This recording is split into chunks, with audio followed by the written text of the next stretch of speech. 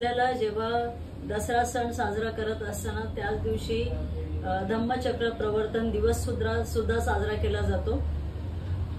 कारण ज्या दिवशी बाबासाहेबांनी दीक्षा घेतली तो दिवस होता 14 ऑक्टोबरचा, पण त्याच दिवशी योगायोगाने दसरा होता, म्हणून दसऱ्याच्या दिवशी सुद्धा हा सण साजरा केला जातो। तर त्या दिवशी सुद्धा आपल्या देशामध्ये जितकी विहार आहेत भगवान बुद्धांची, त्या सगळ्या विहारांमध्ये आरएसएसच्या लोकांनी जाऊन व्हिजिट दिलेली आहे, म्हणजे तिकडे जाऊन त्यांनी त्या विहाराची पाहणी केलेली आहे। आता हा काय विषय आहे ना, हा आपल्या बऱ्याचदा म्हणजे आमच्या लक्षात नाही, कारण मी सुद्धा जेव्हा विहारात गेले तेव्हा मी आरएसएस म्हणजे संघाची लोक आपल्या देशामध्ये जेवढी भगवान बुद्धांची विहार आहेत त्या सगळ्या विहारांना त्यांनी भेट दिली म्हणजे त्यांनी पाहणी केली तिथे जाऊन।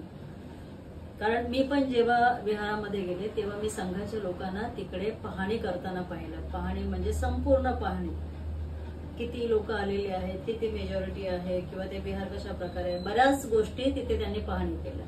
आणि त्यावेळेला आमच्या मनात सुद्धा प्रश्न चिन्ह निर्माण झाला की आरएसएसची संघाची लोक भगवान बुद्धांकडे नतमस्तक कधी होणार नाहीत, मग ती कशासाठी आली होती, हा प्रश्न कायम राहणार आहे। ज्या प्रकारे बुद्धगयामध्ये जो प्रकार चालू आहे, जर त्यांना वाटत असेल की भगवान बुद्धांची विहार आम्ही आमच्या ताब्यात घेऊ, तर ते कदापि शक्य नाही।